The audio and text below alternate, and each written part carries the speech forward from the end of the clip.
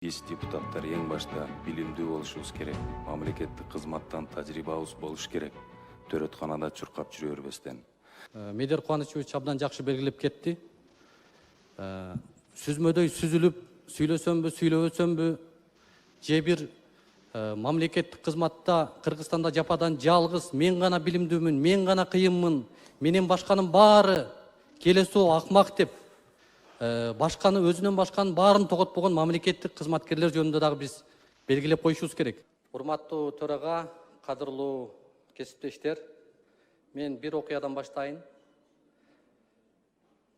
Бир навайчы эртең менен туруп, нан жаап жатып, ар бир камырдын сапатын, тузун, суусун, бардык шарттарын терең карап, анан өзүнүн ишин, өзүнүн ишмердүүлүгүн баштайт.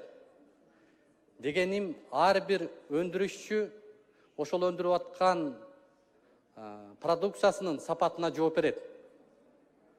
Сөз бүгүн биздин ушул мыйзам жаратып аткан, мындайча айтканда биз инженерлербиз.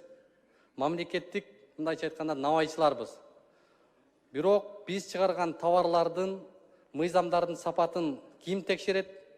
Биз мыйзамдарды кабыл алып жатып, министрлер кабинетинин колуна карматабыз да, андан ары тагдырына кызыкпайбыз. Эгерде дагы бир мисал келтирейин, бир инженер бир көпүрө куруп атып 1 сантиметр ката кетирсе, ал эртедир кечтир барып бир күн кулайт. Бирок бул инженердин катасы, бул кырсык болушу мүмкүн. Бирок биз мыйзам чыгаруучулардын катасы чоң трагедия, бул кыргыз мамлекетине чоң таасир этет. Ошондуктан мен сиздерге бир мисалды цифраны белгилегим келип турат.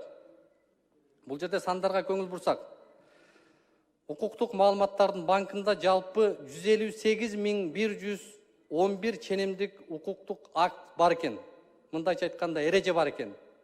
Анын ичинен 135.567 бүгүн күчүндө экен. Жогорку кеңеш тарабынан 5.755 мыйзамды 23.347 токтомду кабыл алыптырбыз. Бирок бүгүн анын 22.553 токтому, 3.825 мыйзамы күчүндө турат. Калган 1930 мыйзам, 794 токтом кайда? Бунун баары бүгүнкү күндө жогорудагы биздин кабыл алган токтомдордун, кабыл алган мыйзамдардын карама каршылыгынан улам келип чыгып, жокко чыкты. Мен мурдакыларды айтпай эле коеюн, мурдакы төрагаларды белгилебей эле коеюн. Акыркы төрагабызды айтайын. 677 мыйзамды акыркы 3 жылда кабыл алыптырбыз. Анын 8 гана мыйзамын бүгүн биз мониторинг жүргүзүп, анализ кылыптырбыз. Жогорку кеңеш. Эми бир мыйзамды белгилеп кетейин, урматтуу депутаттар. Бизге конституциялык жана мыйзамдык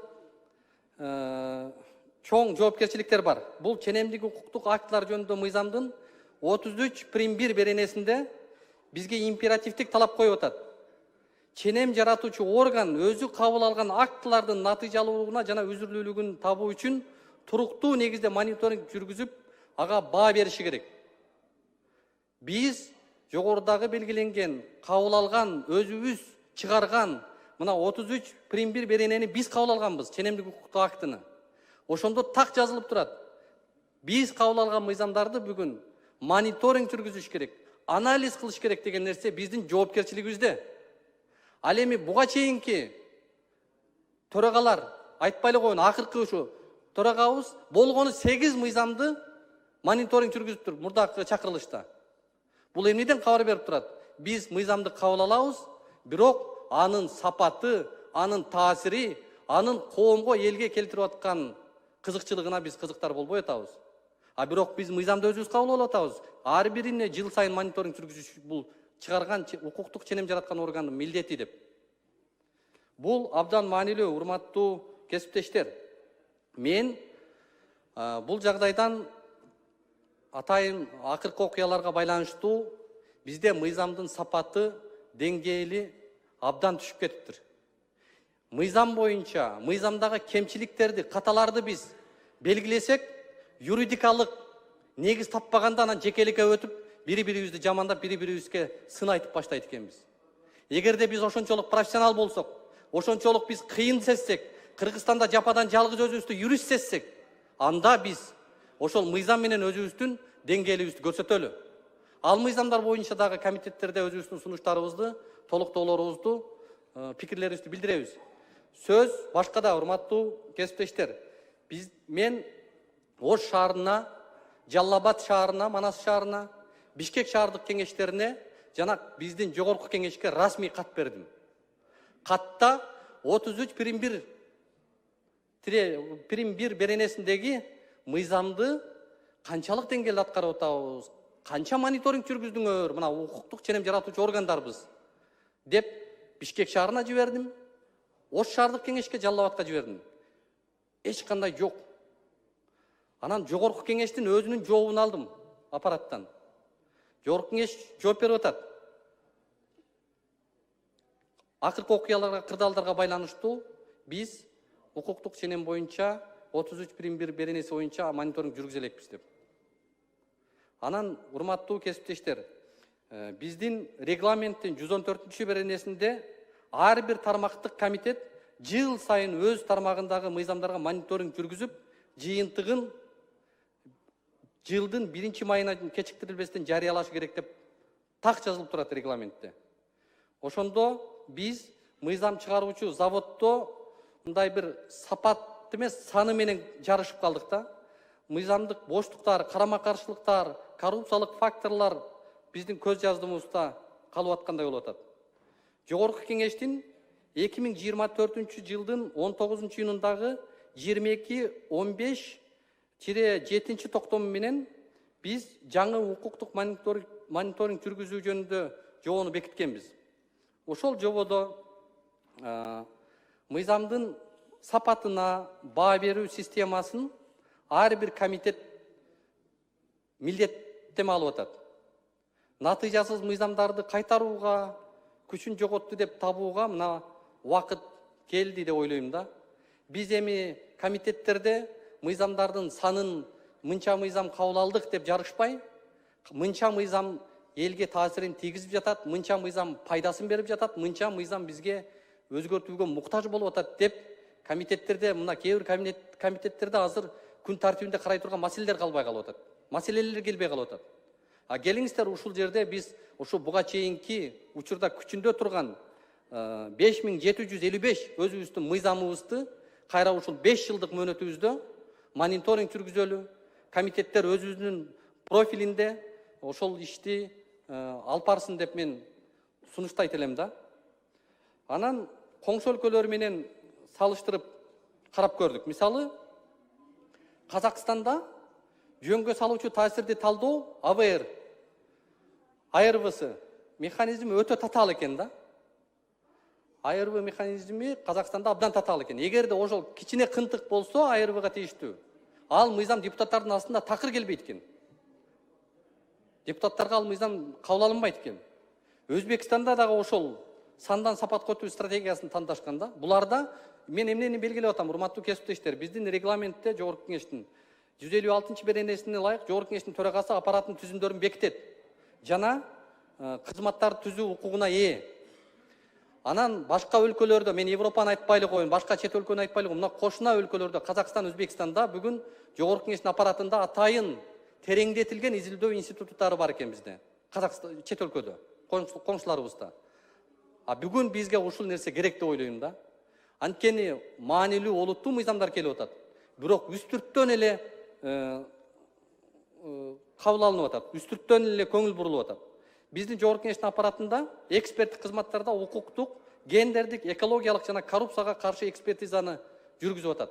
Бирок бул мыйзамдагы шайкештиктер, мыйзамдагы баягы карама-каршылыктарды жоюуну мындай үстүрттөн эле баалап атат.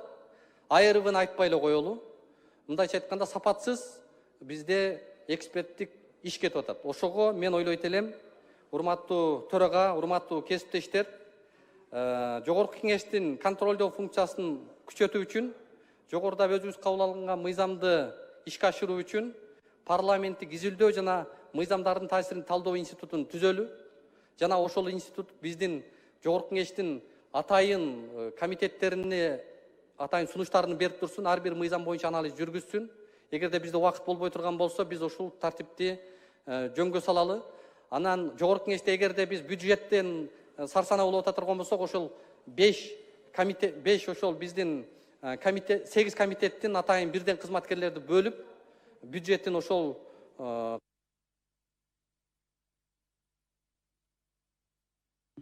аппарат жиңиптеп койсун.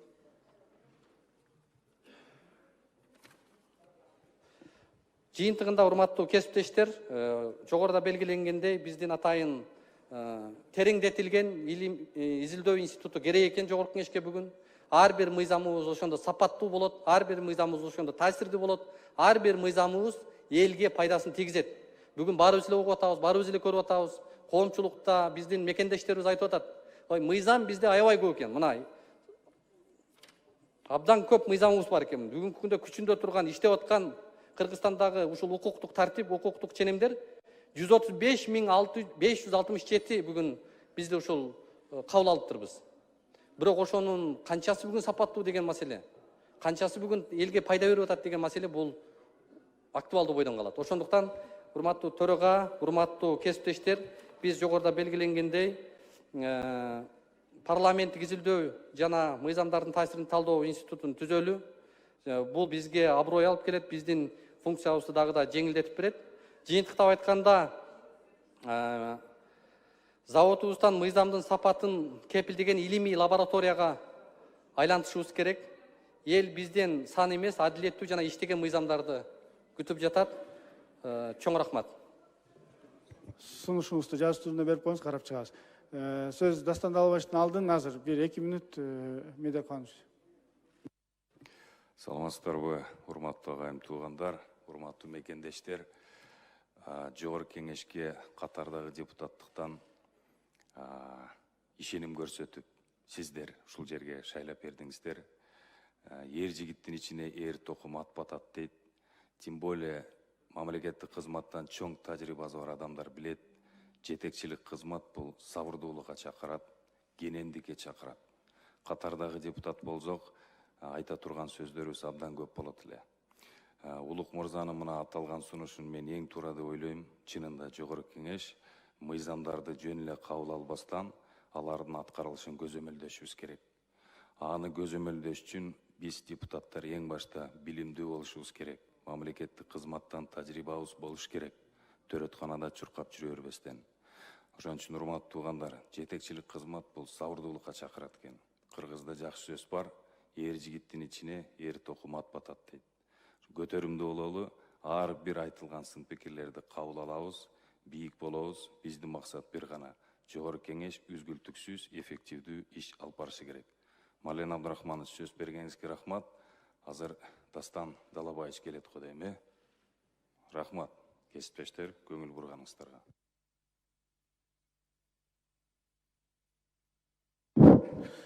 Саламатсыздарбы, кымбаттуу депутаттар.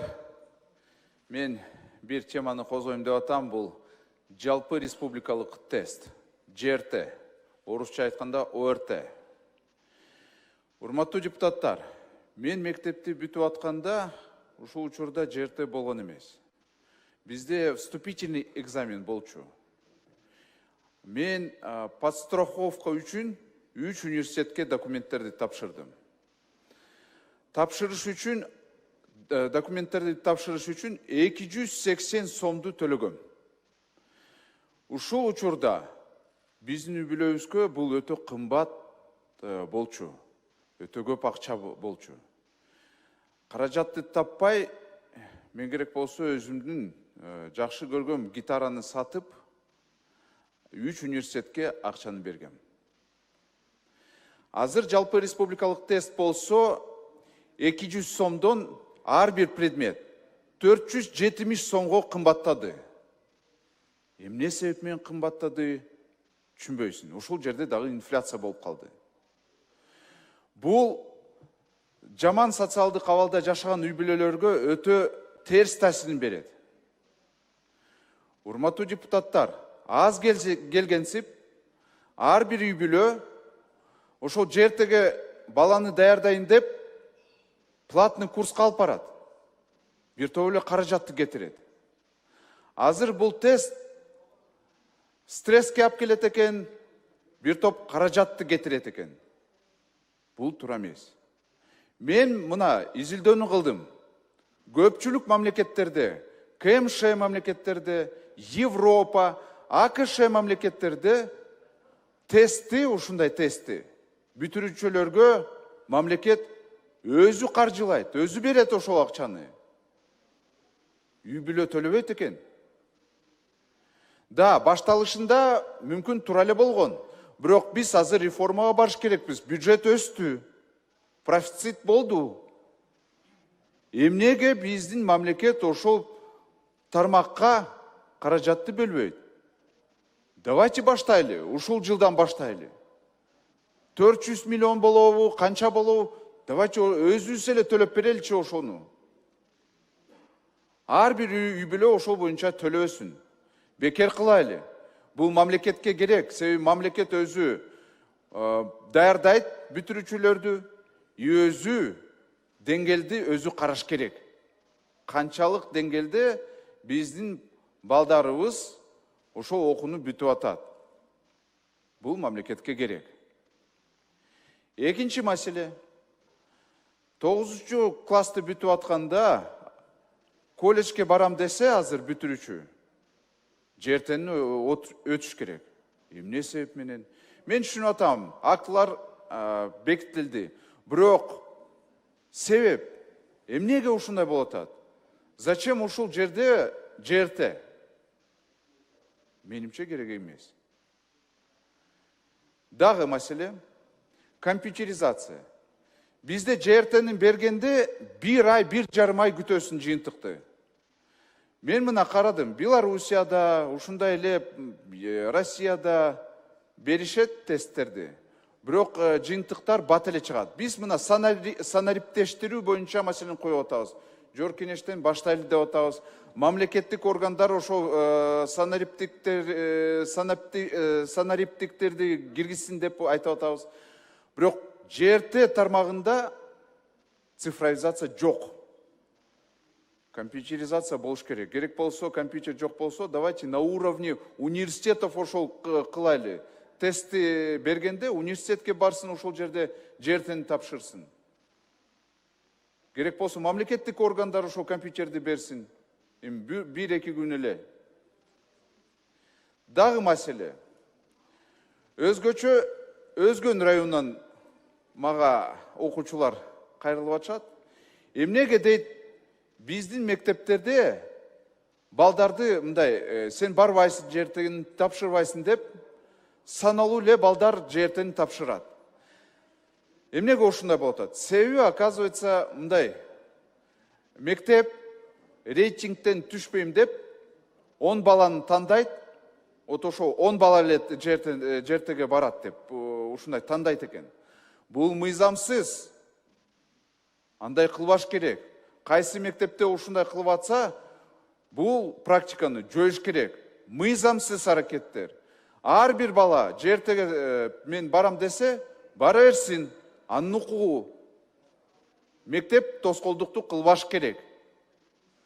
Урматтуу төрага, урматтуу депутаттар, давайте агартуу министрлигине, каржы министрлигине тапшырманы берели. Жерте мамлекеттик эсебинен каржылансын. Мейли, аны жеке менчик компания өткөрөсүн, сому дейби, башка дейби, бирок ошол каржылоо жактан мамлекет өзү кириш керек. Үй бүлө төлөш керек ошол тест үчүн. Бизде каражат бар, бюджет бар, Минфин айткандай, акча бар. Кыла алабыз. Сураныч, урматтуу төрага, ушундай протоколдук тапшырманы берсеңиздер, карайлык канча каражат керек, керек болсо биз бюджеттен акчаны берели. Рахмат. Рахмат. Анда, урматтуу депутаттар, процедурный үчүнчү.